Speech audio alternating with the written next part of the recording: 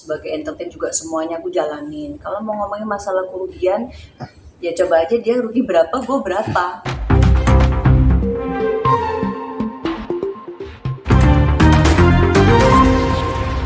Hari ini alhamdulillah tim lengkap sudah yang akan memperbantukan perihal permasalahan mobil yang selama ini simpang siur. Biar suamiku aja yang ngomong ya, aku takutnya salah menyebutkan bagaimana. Monggo, Bapak Arman. Jadi makasih untuk rekan-rekan media yang sudah hadir. Beberapa hari yang lalu kan saya sempat lihat video, saya dikirim dari teman-teman yang ada pernyataan bahwa Arman dan Della turut serta rangkaian penggelapan segala macam lah. Kata-kata ini yang membuat saya dan istri merasa dirugikan. Karena yang bicarakan seorang purnawirawan jenderal polisi yang artinya bahasa dan kata-katanya mungkin cukup didengar oleh masyarakat. Pas saya cek, terus saya googling juga, akhirnya kebetulan saya punya om yang memang juga purnawirawan jenderal juga, satu angkatan dengan beliau juga. Saya telepon, saya cerita, om bisa nggak saya minta tolong karena saya dinyatakan gelapkan mobil segala macam. Akhirnya saya ketemu sama Om Amhar, sama Om Yuspan juga. Saya cerita sampai akhirnya saya memutuskan dengan istri untuk hari ini preskon untuk membantah ucapan beliau-beliau tersebut yang mengatakan bahwa saya dan istri adalah bagian dari rangkaian penggelapan. Untuk selebihnya mungkin Om Amhar atau Om Yuspan yang lebih pantas dan lebih tahu dan lebih mampu untuk menjelaskan. Om, terima kasih. Selamat sore rekan-rekan sekalian yang bisa hadir pada acara press conference atau press release dari Pak Arman beserta istri Ibu Della. Saya secara profesional ditunjuk oleh Pak Arman dan Bu Della ini sebagai pendamping hukum dalam perbuatan dugaan pidana yang dilaporkan oleh saudara Muhammad Riza. Maaf, saya dulu supaya jangan salah anunya, nanti bisa berdampak juga hukum.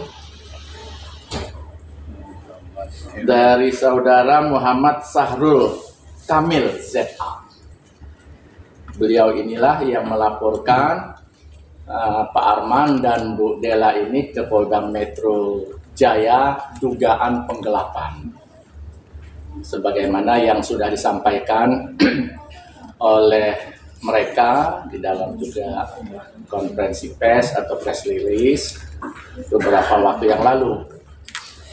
Saya dan Pak Yuspan, Dr. Yuspan juga sangat menghormati bahwa karena dia merasa mempunyai hak hukum untuk melaporkan, sehingga kewajiban kami sebagai lawyer profesional itu memberi pendampingan. Nanti kalau ada tuntutan perdata, berarti nanti mereka berdua memberi kuasa kepada kami. Jadi sore hari ini kami akan menyampaikan nanti secara detail tentang unsur-unsur pasal 372 penggelapan itu oleh Pak Dr. Yuspan, karena beliau memang pakar di bidang hukum pidana. Dan saya juga menyampaikan ini, kita akan mendampingi Pak Arman ini sampai apabila ada tuntutan ini sampai ke putusan inkrah. Jadi mulai dari lidik, yang ini baru lidik, kami lihat suratnya, sampai penyidikan, dan nanti penuntutan persidangan sampai inkrah. Sehingga ini kami lakukan karena kewajiban profesi, bukan karena saya ini omnya Pak Arman, bukan, memang profesi. Jadi ada istilah di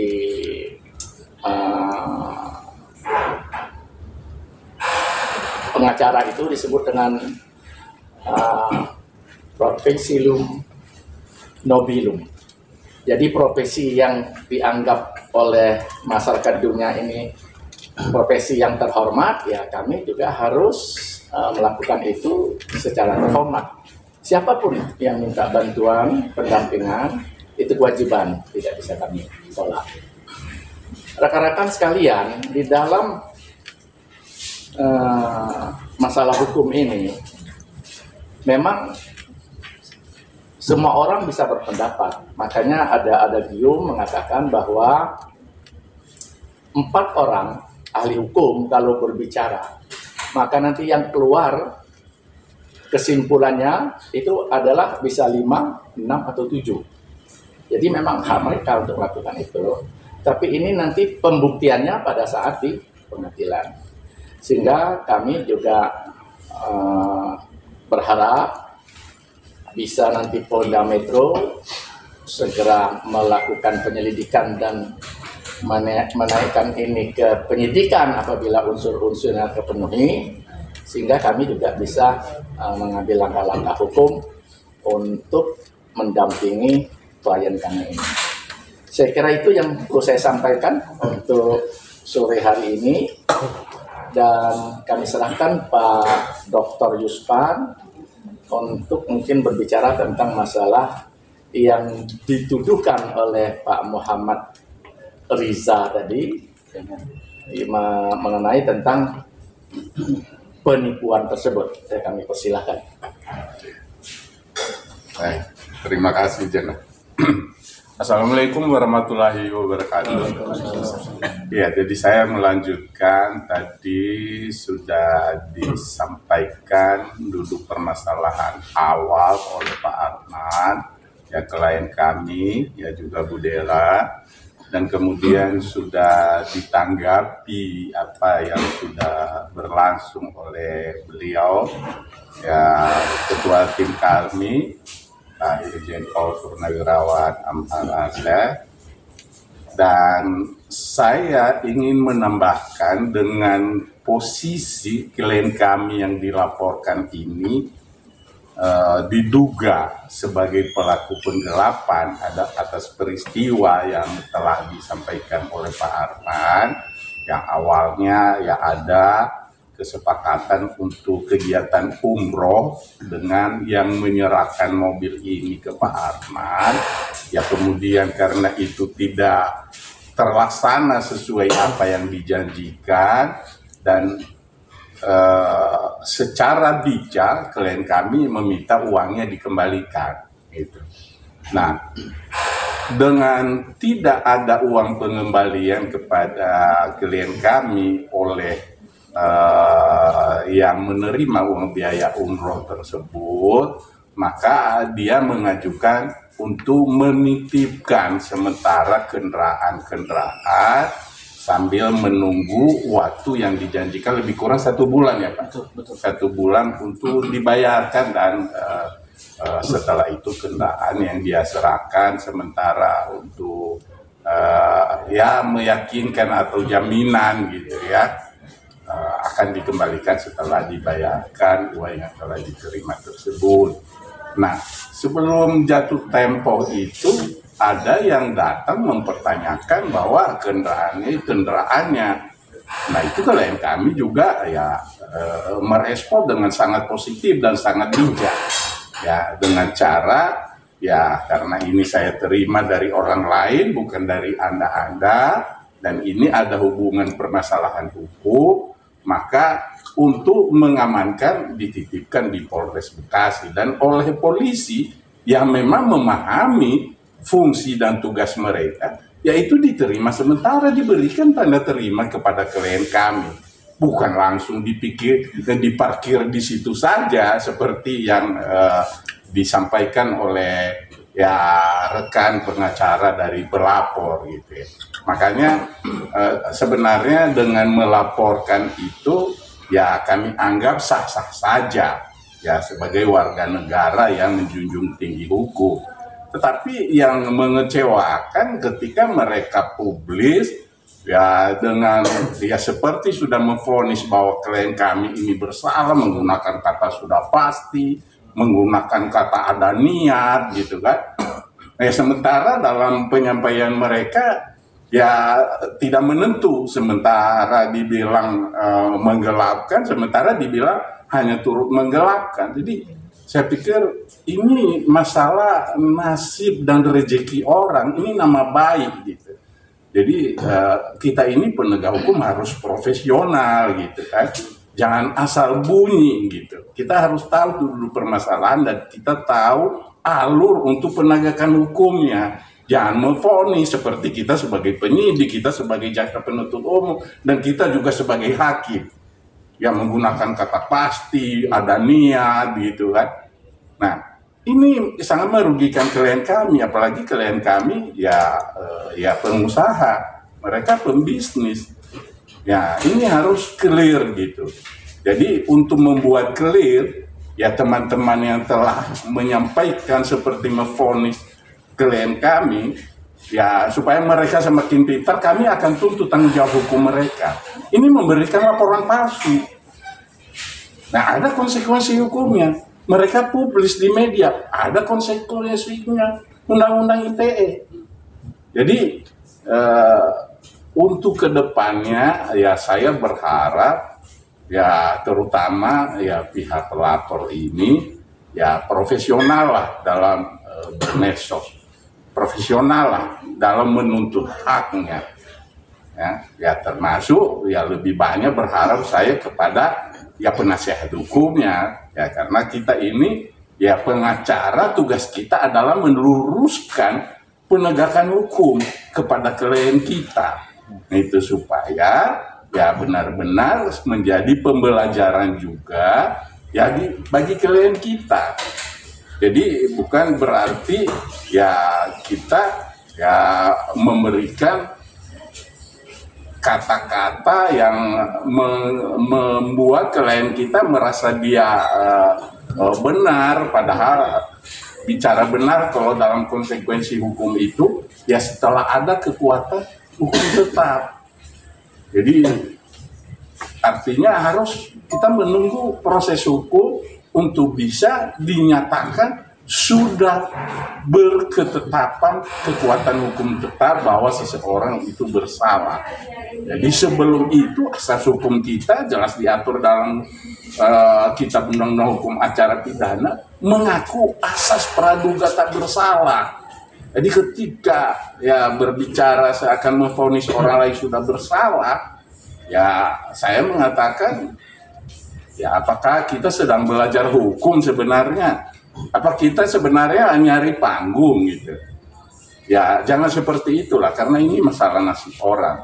Mari profesional, ya mari menggunakan hati nurani, mari menggunakan etika, ya supaya benar-benar hukum ini tegak dan bisa memberikan tujuan yang sebenarnya sebagai mana kita ketahui adalah kepastian hukum, keadilan hukum, dan kemanfaatan hukum.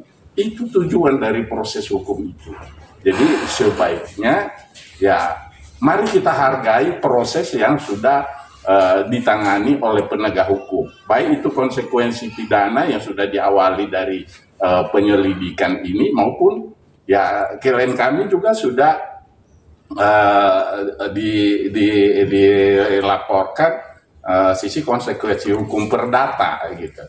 Dan ini semua silakan aja kita hargai karena itu akan berproses di bidang bagian-bagian penegak hukum yang akhirnya nanti akan memberikan kepastian hukum. Seseorang itu bersalah atau tidak, seseorang itu dituntut tanggung jawabnya untuk mengganti rugi yang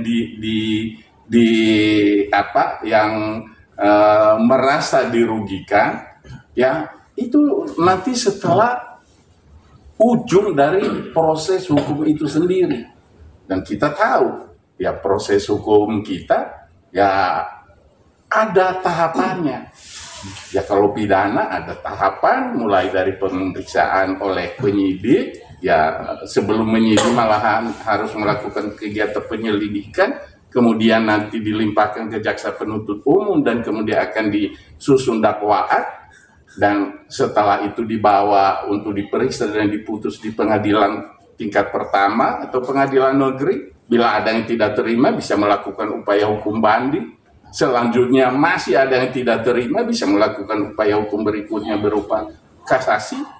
Dan setelah itu masih ada kesempatan untuk upaya hukum luar biasa berupa peninjauan kembali. Dan itu bisa dilakukan berulang kali, kecuali perdata. Sementara diatur hanya berkesempatan 1 kali.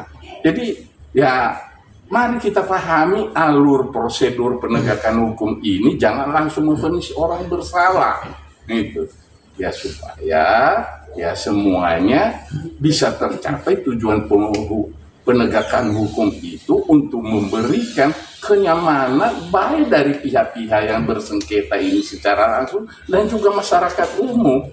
Jadi ya itu yang saya sampaikan, ya karena kami mendapat kuasa dari klien kami untuk mendapatkan keadilan, maka kami akan menjalankan sesuai prosedur dan alur ya penegakan hukum yang sebenarnya secara profesional, proporsional, dan prosedural. Ya, itu namanya menjunjung tinggi martabat hukum dan bisa memberikan tujuan yang sebenar-benarnya. Jadi saya ulangi, langkah-langkah yang akan dilakukan adalah menghadapi ya, laporan maupun gugatan yang ditujukan kepada klien kami. Kemudian kami juga akan nuntut ya, konsekuensi tanggung jawab hukum yang memberikan laporan ya palsu tersebut tadi. Ya termasuk dikondisikan sedemikian rupa dikatakan penyerahan mobil setelah mereka membuat laporan polisi. Ada tanggalnya, ada buktinya. Ya bahwa mobil itu diserahkan sebelum mereka membuat laporan polisi. Jadi klien kami sudah sangat bijaksana untuk menyikapi ya mulai dari yang sebelumnya, ya sebelum masalah kendaraan ini ada hubungan hukum tujuan pemberangkatan umroh dan dia ya kami katakan tertipu gitu ya, tertipu ya, kemudian ditanggapi dengan sangat bijak untuk hanya meminta kembali uangnya, dan karena yang bersangkutan tidak bisa membayar secara tunai maka dia menjanjikan 1 bulan sementara diberikan kendaraan-kendaraan untuk untuk jaminan atau untuk supaya rekan kami ini juga bukan hanya pribadi dan bukan uang pribadi, ada uang orang lain di situ. Jadi klien kami sudah sangat bijaksana ya, namun di penyampaian media sosial ya dari pihak pelapor ya menurut kami berlebihan dan mengada-ngada, ya silakan. Tetapi ya ingat, ya kita negara hukum dan kita sudah berkecimpung dalam kegiatan hukum ini, maka ya bersiap-siaplah mempertanggungjawabkan apa yang sudah dilakukan, diucapkan, dan dilaporkan. Itu yang bisa saya sampaikan rekan-rekan semua. Terima kasih. Wassalamualaikum warahmatullahi wabarakatuh.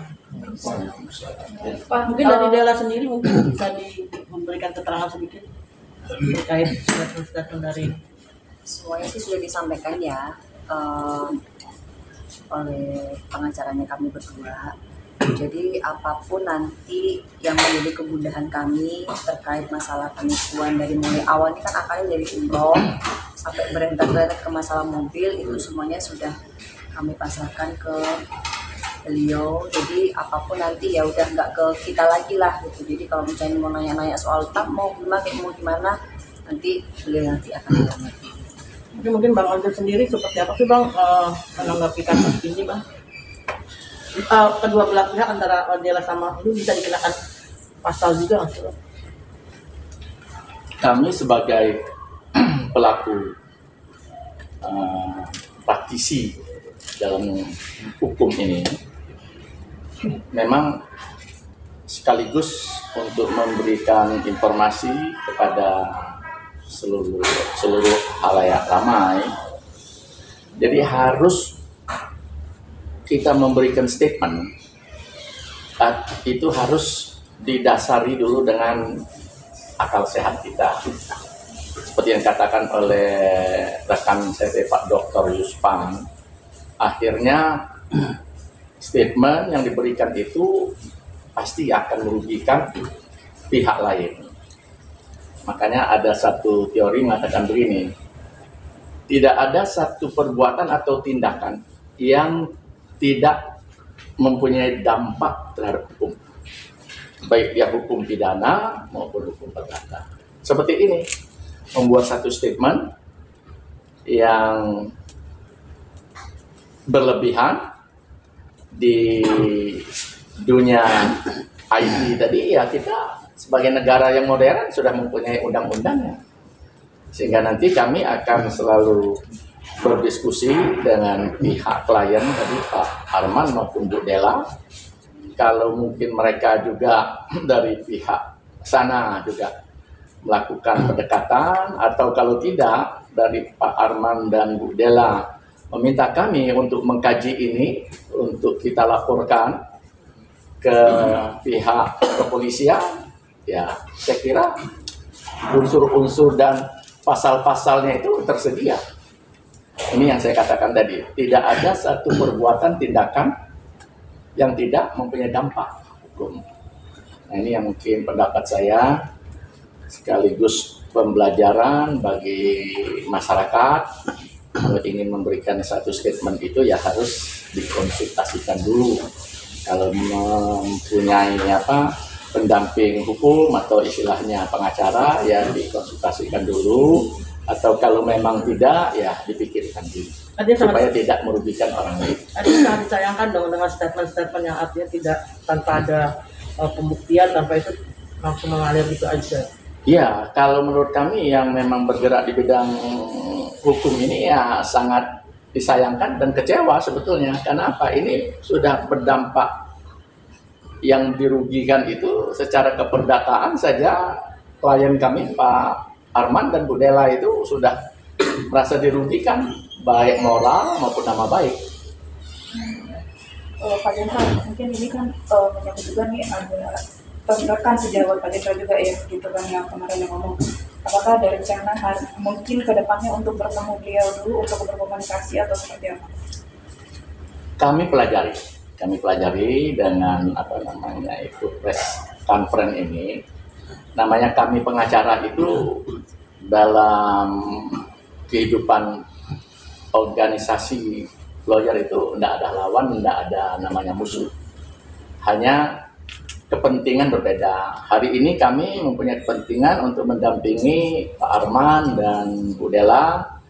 Rekan saya satu angkatan juga, Pak Jenderal Sitohang, mempunyai kepentingan dan kewajiban mendampingi klien beliaunya.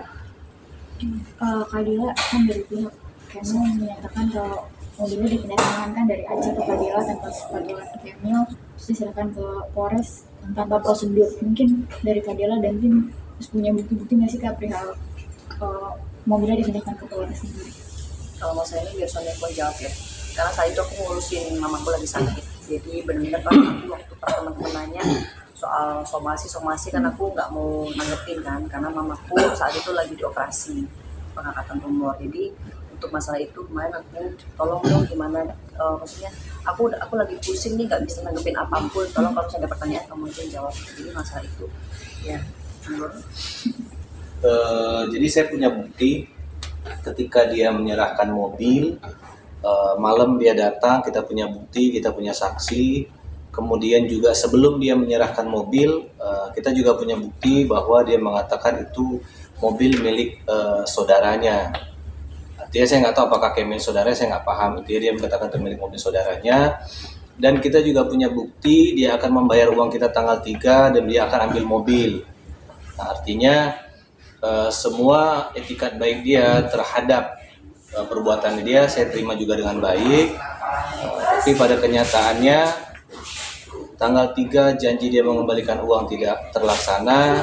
Akhirnya muncullah Kemil yang ingin mengambil mobil secara langsung, sedangkan Aca yang menyerahkan kepada saya tidak ada konfirmasi keterkaitan mobil ini, apakah memang harus saya serahkan kepada Kemil atau harus Aca yang mengambil, itu nggak ada informasi lebih lanjut. Kemudian saya menunggu isi somasi tersebut. Ternyata isi somasi tersebut lebih memojokkan saya dan istri. Akhirnya saya mengambil sikap untuk menyerahkan mobil tersebut kepada polisi sebagai barang bukti. Karena saya beranggapan pada saat itu mobil tersebut adalah alat untuk Aca meyakinkan saya bahwa ini milik mobil saudaranya, padahal bukan. Kemudian dia menjadikan mobil itu juga agar saya yakin bahwa ada etikat baik dari dia untuk menyelesaikan. Kurang lebih seperti itu. Lalu ini kan tentang mobil ya yang digugat gitu. Terus kan Camel sendiri itu kan menggugat sampai 600 juta. Nah, ini kan diperdatanya dengan alasan harga mobil juga nggak sampai segitu sebenarnya tadi. Dengan catatan katanya banyak pekerjaan yang sudah terbengkalai karena melihat kasus ini gitu. Dari Mbak Della sendiri sama Mas sendiri gimana? Kalau itu secara pribadi sih saya kurang paham ya. Maksudnya gini, dia menggugat 600 alasannya apa, sedangkan mobil tersebut harganya cuma 200-an di internet. Ya mungkin dia ada biaya-biaya lain yang saya sendiri nggak paham kan. Tapi kalau secara sisi hukumnya boleh nggak itu mobil harga 200 tapi nuntut balik jadi 600 itu? Itu secara hukumnya tuh ada nggak itu kayak gitu? Jadi ibaratnya kalau kata orang tuh bunuh kambing suruh ganti sapi gitu. Jadi gini Pak Arman, mengenai kalau memang saya belum tahu persis gugatannya itu isinya seperti apa dalil-dalilnya gitu kan. Ya bisa jadi memang itu dia berdalih sebagai ganti rugi material. Kalau secara material ya jelas nggak ada nilai seperti itu kan. Dan lagi pula ya memang mereka menyerahkan mobil mereka itu kepada siapa ya, gitu. Betul. Sementara Pak Arman tadi sudah menjelaskan yang menerima mobil itu dengan alasan Bu Aca seperti itu. Dan ketika kemudian yang mengaku sebagai pemilik mobil mempertanyakan ke Bapak mengatakan benar ada di saya. Dan alasannya ya seperti ini udah jelaskan. Namun karena mobil ini saya terima bukan dari kalian, dari Bu Aca, ini ada hubungan hukum antara saya dengan Bu Aca dan belum selesai, maka untuk keamanannya saya titip ke Polres Bekasi. Dan oleh Polres Bekasi mereka menerima setelah dijelaskan latar belakang kendaraan itu dan diberikan tanda terima, bukan hanya ditaruh di parkir di situ. Jadi jelas sekali alurnya gitu. Makanya kami ya jujur ya sangat kecewa ya, dampak dari perbuatan mereka ini sangat merugikan klien kami. Ya kalau bisa mereka bisa menggunakan hak karena merasa dirugikan menuntut konsekuensi perdata dan pidana, ya silakan saja sesuai dengan alur proses hukum yang ada. Dan itu pun akan kami lakukan karena klien kami juga merasa dirugikan dan merasa dari perbuatan mereka itu ada konsekuensi hukum pidana yang mereka harus bertanggungjawabkan, dan kami akan buat laporan segera berkaitan dengan itu supaya mereka ya semakin pintar, semakin tahu apa hak dan kewajiban serta prosedur yang harus dilakukan bila merasa ada hak-haknya dilanggar gitu. Jadi tidak asal bunyi yang memvonis orang seakan-akan dia sudah mengambil alih semua tugas dan kewenangan penegak hukum sebagai penyidik, sebagai penuntut dan sebagai hakim. Aneh kan? Jadi ya demikian rekan-rekan. Tapi sebenarnya Bang, apakah dengan alasan bahwasannya pekerjaan yang terbengkalai itu bisa dijadikan acuan untuk gugatan perdatanya? Pekerjaannya terbengkalai yang mana yang dimaksud? Saya tidak Dia punya pekerjaan yang sudah ada beberapa pekerjaan dan itu akhirnya terpaksa dia mengambil. Oh iya, itu yang saya duga tadi menuntut sekian itu sebagai kerugian imaterial namanya gitu. Jadi ada kegiatan yang semestinya didukung oleh kendaraan itu untuk dia dapatkan, tapi tidak dia dapat. Bisa dia dapatkan karena kendaraan itu tidak ada di dia gitu. Itu maksudnya. Saya rasa seperti itu, walaupun saya belum baca seperti apa dalil-dalilnya yang menuntut sekian itu. Gitu. Itu sah-sah saja. Ya nanti masalah putusannya bergantung fakta persidangan yang membuat hakim ya memutus ya apa yang dirasa adil, kepastian hukum dan berkemanfaatan hukum. Kita percaya kepada penegak hukum yang menangani masing-masing menjalankan tugas dan kewenangannya sesuai aturan hukum yang berlaku. Demikian. Oke, artinya nantinya ke depan apa yang akan tim kuasa hukum dan Dela akan lakukan? Ya, sepertinya sudah saya sampaikan beberapa kali tadi langkah-langkah yang akan dilakukan. Ya, yang pertama menghadapi laporan sekuensi pidana yang dipersangkakan, dituduhkan kepada klien kami maupun konsekuensi hukum perdata yang telah dimasukkan gugatan di pengadilan negeri, dan kemudian kami juga akan ya menuntut konsekuensi hukum terhadap kerugian yang dialami oleh klien kami dalam perilaku mereka yang menimbulkan konsekuensi ya, yang menimbulkan dugaan konsekuensi pidana maupun konsekuensi perdata. Nah, demikian.